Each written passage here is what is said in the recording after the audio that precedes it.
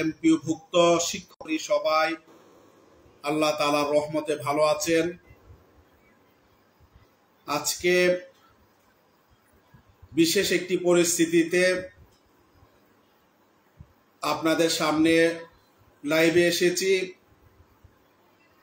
আপনারা আজকে সবাই দেখেছেন সোশ্যাল মিডিয়ায় একটি প্রজ্ঞাপন ছড়িয়ে পড়েছিল, যেখানে এমপিওভুক্ত শিক্ষক কর্মচারীদের বাড়ি ভাড়া 500 টাকা বাড়ানোর বিষয়টি উল্লেখ আছে। এই প্রজ্ঞাপনটি ছড়িয়ে পড়ার সাথে সাথেই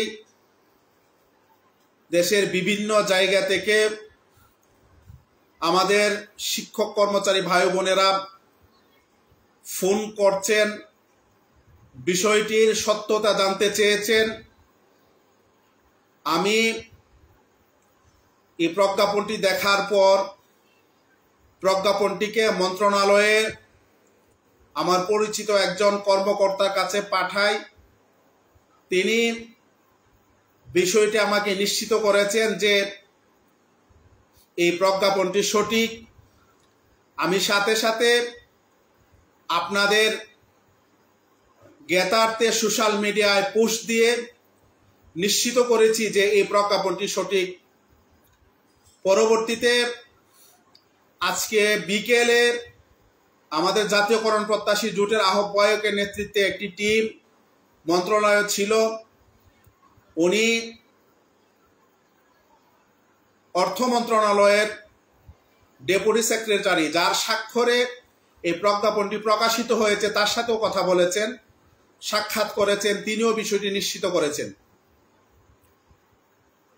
আমি এই ব্যাপারে অর্থ মন্ত্রণালয়ে কথা বলার পরে শিক্ষা মন্ত্রণালয়ে আমি বিষয়টি নিয়ে কথা বলার চেষ্টা করেছি।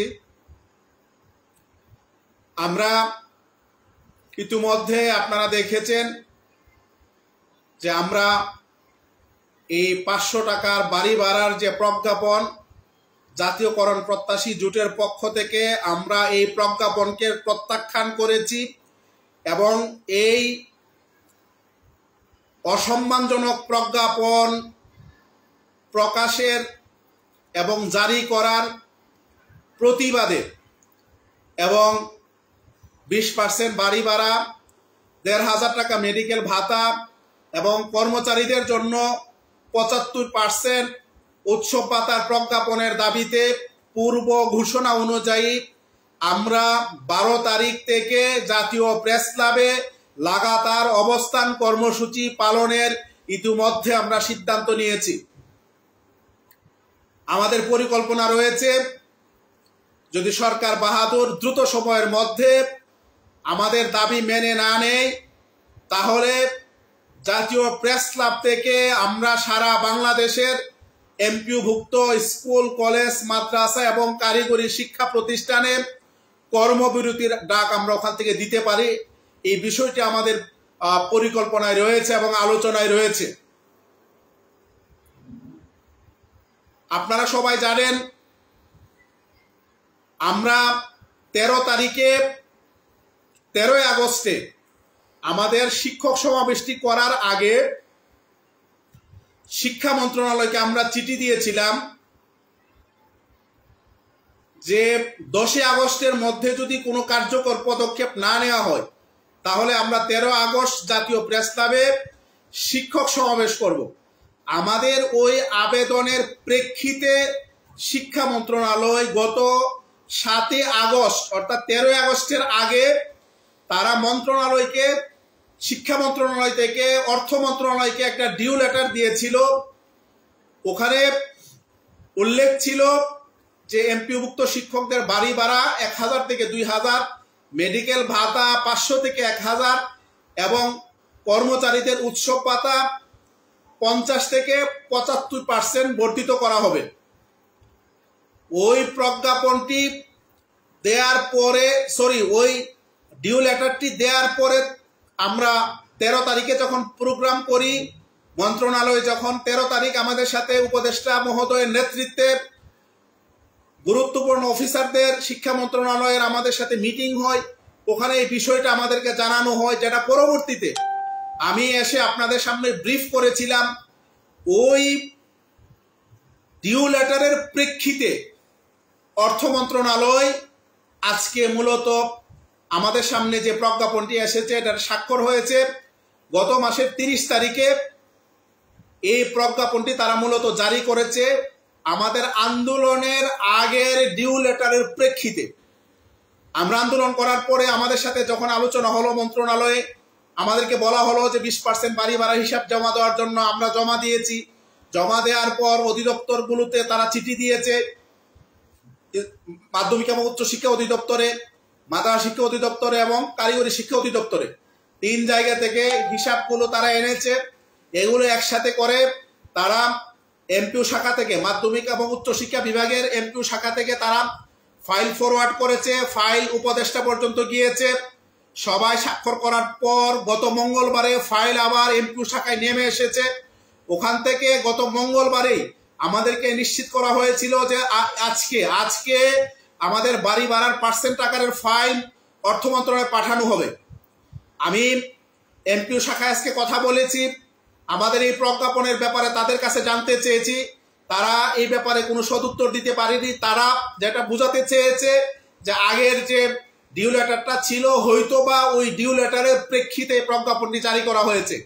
এবং তারা এমপিও শাখা থেকে, এমপিও শাখার যিনি দায়িত্বে আছেন সৈয়দ এজেড মুর্শেদ আলী উপসচিব মহোদয়, তিনি আমাকে নিশ্চিত করেছেন আজকে দুপুরে আমাদের পার্সেন্ট আকারে বাড়ি ভাড়ার ফাইল শিক্ষা মন্ত্রণালয় থেকে অর্থ মন্ত্রণালয়ে আজকে পাঠানো হয়েছে। এখন আমরা যেহেতু 2টা গ্রাউন্ডে ক্ষুব্ধ হয়েছে আমরা শিক্ষকরা, আজকে সারা বাংলাদেশের শিক্ষকরা ব্যাপকভাবে তারা প্রতিক্রিয়া জানিয়েছে। 1 নাম্বার হচ্ছে শিক্ষা মন্ত্রণালয় অর্থ মন্ত্রণালয়ের সাথে সমন্বয় করে কেন এই প্রজ্ঞাপনটা তারা কেন বন্ধ করলো না, এটা একটা বিষয়। 2 নাম্বার হচ্ছে আমরা যখন সর্বশেষ মাধ্যমিক এবং উচ্চ শিক্ষা বিভাগের সচিব মহোদয়ের সাথে সাক্ষাৎ করি, তার অনুরোধের প্রেক্ষিতে আমরা আমাদের কর্মবিরতির কর্মসূচি আমরা স্থগিত করেছিলাম। তখন আমরা তাকে বলেছিলাম আপনার প্রতি সম্মান দেখিয়ে, আপনার মন্ত্রণালয়ের প্রতি সম্মান দেখিয়ে আমরা আমাদের কর্মবিরতির প্রোগ্রামটি স্থগিত করলাম। কিন্তু পরবর্তী মাসে অর্থাৎ 12 অক্টোবর আমাদের জাতীয় প্রেস ক্লাবে লাগাতার অবস্থান কর্মসূচি রয়েছে। আমরা কিন্তু ওই কর্মসূচি প্রত্যাহার করব না, আপনাকে এর মধ্যে সিদ্ধান্ত নিতে হবে। তিনি বলেছিলেন এর আগেই আপনাদের বিষয়টা সুরাহা করা হবে, কিন্তু এখন পর্যন্ত আমাদের বিষয়টি সুরাহা হয়নি।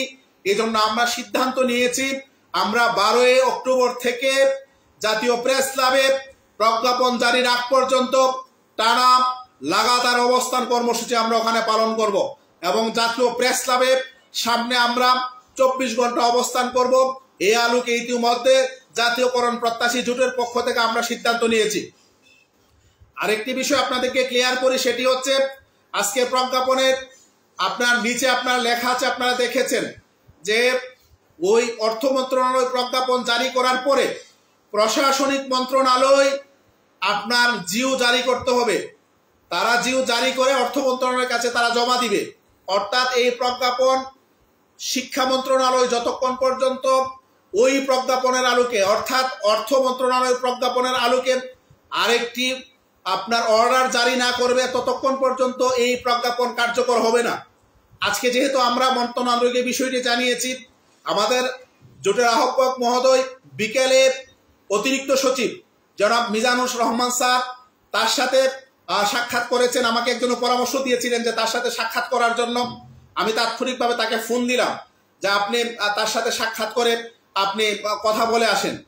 তিনি তার সাথে সাক্ষাৎ করে এই প্রজ্ঞাপনের বিষয়ে আমাদের যে আপত্তি এবং আমরা যেটা প্রত্যাখ্যান করেছি বিষয়টা তাকে জানিয়েছেন এবং বলেছেন এই প্রজ্ঞাপন যাতে বাতিল করার ব্যবস্থা করা হয়। আমরা আমাদের জায়গা থেকে কূটনৈতিক তৎপরতা অব্যাহত রেখেছি।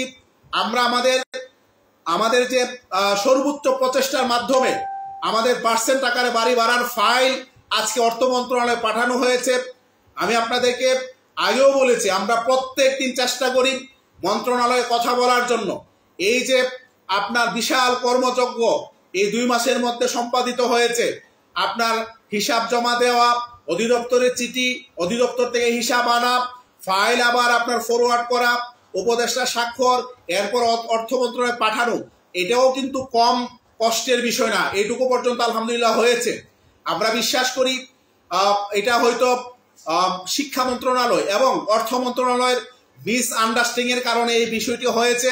যেহেতু আজকে তারা হিসাব পাঠিয়েছেন এবং আমরা মন্ত্রণালয় আজকে আমাদের পক্ষ থেকে আমরা বলেছি যাতে আমাদের পার্সেন্ট আকারে বাড়ি ভাড়ার বিষয়টি ওইটা যাতে দ্রুত প্রজ্ঞাপন আকারে জারি করা হয়। এটা আজকে আমাদের আহ্বায়ক মহোদয়, আমাদের জোটের নেতৃবৃন্দ আজকে ছিলেন, তারা বিষয়টি মন্ত্রণালয়কে জানিয়ে এসেছেন। পাশাপাশি আমরা আমাদের আন্দোলনটাও আমরা ইনশাল্লাহ কন্টিনিউ করব। আমরা ইতিমধ্যে ডিএমপি কে আমরা আবেদন দিয়েছি, বিভিন্ন গোয়েন্দা সংস্থা থেকে আমাদের দাবি দেওয়ার ব্যাপারে তারা ইতিমধ্যে আমাদের সাথে কথা বলা শুরু করেছেন। আমাদের বিষয়গুলো তারা জেনে সরকারকে রিপোর্ট করার জন্য তারা কাজ করছেন। আমি আমার এমপিভুক্ত শিক্ষক কর্মচারী ভাই বোন যারা আছেন তাদের প্রতি উদাত্ত আহ্বান থাকবে, হতাশ হওয়ার কিছু নেই। উৎসব পাতার আন্দোলন নিয়ে অনেক ষড়যন্ত্র হয়েছে, সকল ষড়যন্ত্র ছিন্ন করে আমরা কিন্তু আমাদের উৎসব পাতা বৃদ্ধির প্রজ্ঞাপন বের করে এনেছি। আমাদের এই বাড়ি ভাড়ার আন্দোলন নিয়ে ষড়যন্ত্র হয়েছে, হচ্ছে এবং হবে, এবং এটা এখন প্রকাশ্যে হচ্ছে। সোশ্যাল মিডিয়ায় আপনি দেখবেন একটা গ্রুপের কিছু শিক্ষক আমাদের নামে বিভিন্ন রকমের বিভ্রান্তিকর তথ্য তারা ছড়াচ্ছে এবং বিভিন্নভাবে আমাদেরকে আন্ডার এস্টিমেট করার জন্য তারা চেষ্টা করছে। আমি আপনাদের 13ই আগস্টের প্রোগ্রামের পরে মন্ত্রণালয়ে আমরা কিভাবে কাজ করেছি, কিভাবে আমরা কথা বলেছি এবং আমরা বারবার যে গিয়েছি সকল তথ্য আপনাদের সামনে আমরা শেয়ার করেছি। আপনারা আশা করি আপনাদের এই বিশ্বাসটুকু অর্জন হয়েছে যে আমরা আমাদের জায়গা থেকে আমাদের কোনো রকমের প্রচেষ্টার কোনো কমতি ছিল না। এখন আসলে বিষয়টা মন্ত্রণালয়ের সিদ্ধান্তের ব্যাপার। আমরা তাদেরকে প্রেসার ক্রিয়েট করতে পারি, আন্দোলনের মাধ্যমে আমরা তাদেরকে অনুরোধ করতে পারি কূটনৈতিক তৎপরতার মাধ্যমে। এর বাইরে আসলে আমাদের কিছু করার থাকে না। আমরা আমাদের জায়গা থেকে কূটনৈতিক তৎপরতা চালিয়ে আমরা তাদেরকে সর্বোচ্চ অনুরোধ করেছি এবং এখন পর্যন্ত ফাইলটা আজকে অর্থ মন্ত্রণালয়ে গিয়েছে। আমরা আশা করি এই ফাইলের প্রেক্ষিতে অর্থ মন্ত্রণালয় সিদ্ধান্ত নিবে এবং এমপিওভুক্ত শিক্ষক কর্মচারীরা পার্সেন্ট আকারে বাড়ি ভাড়া পাবে এবং অর্থ মন্ত্রণালয় আজকে যে প্রজ্ঞাপনটি জারি করেছে এই প্রজ্ঞাপনের কার্যকারিতা এখানেই শেষ হবে। শিক্ষা মন্ত্রণালয় এই প্রজ্ঞাপনের আলোকে নতুন কোনো প্রজ্ঞাপন জারি করে 500 টাকা বাড়ি ভাড়া বৃদ্ধির প্রজ্ঞাপন তারা জারি করবে না, এটা আমার বিশ্বাস মন্ত্রণালয়ের প্রতি রয়েছে। এরপরও যদি সরকার এবং শিক্ষা মন্ত্রণালয় পার্সেন্ট আকারে বাড়ি ভাড়া না দিয়ে এই 500 টাকা আমাদের উপর চাপিয়ে দিতে চায়, আমরা সারা বাংলাদেশের সকল শিক্ষা প্রতিষ্ঠানে একসাথে কর্মবিরতির ঘোষণা দিয়ে সকল এমপিওভুক্ত শিক্ষক কর্মচারীদেরকে ঢাকার রাজপথে আসার জন্য, জাতীয় প্রেস ক্লাবে আসার জন্য আমরা প্রেস ক্লাব থেকে আহ্বান জানাবো। আপনাদেরকে ততক্ষণ পর্যন্ত ধৈর্য সহকারে 12 তারিখের জাতীয় প্রেস ক্লাবের শুরু হতে যাওয়া অবস্থান কর্মসূচির জন্য প্রস্তুতি নেওয়ার জন্য জাতীয়করণ প্রত্যাশী জোটের পক্ষ থেকে উদাত্ত আহ্বান জানাচ্ছি। আমি ইতিমধ্যে জাতীয়করণ প্রত্যাশী জোটের বিভাগীয় সমন্বয়, জেলা সমন্বয়কদের সাথে মিটিং করেছে আমার বাংলাদেশ মাদ্রাসা শিক্ষক কর্মচারী ফোরামের জেলা এবং জেলার যারা আপনার সভাপতি এবং আহ্বায়ক সদস্য সচিব আছেন তাদের সাথে মিটিং করেছি এবং আমাদের জোটের অন্যান্য সংগঠনগুলো তারাও বিভিন্ন দফায় মিটিং করে তাদের কমিটিগুলোকে নির্দেশনা দিচ্ছেন প্রস্তুতি নেওয়ার জন্য। আপনারা সবাই নিজ নিজ উপজেলায় যেখানে আমাদের কমিটি নেই আপনারা 5 জন 10 জন 20 জন মিলে প্রস্তুতি সভা করেন। আপনারা প্রস্তুতি সভা করে সবাই প্রস্তুতি নিন। আমরা 12 তারিখ থেকে যে আন্দোলনটি শুরু করব এই আন্দোলন হবে প্রজ্ঞাপন জারির আন্দোলন। যতক্ষণ পর্যন্ত প্রজ্ঞাপন জারি না হবে আমরা আমাদের এই কর্মসূচিকে অব্যাহত রাখবো ইনশাআল্লাহ। প্রিয় বন্ধুরা, আপনাদের প্রতি আরেকটি আহ্বান জানাই, সেটি হচ্ছে আপনারা আপনাদের প্রতিষ্ঠানের, আপনার পার্শ্ববর্তী প্রতিষ্ঠানের প্রত্যেকটা শিক্ষক কর্মচারীর কাছে আমাদের এই 12 তারিখের এই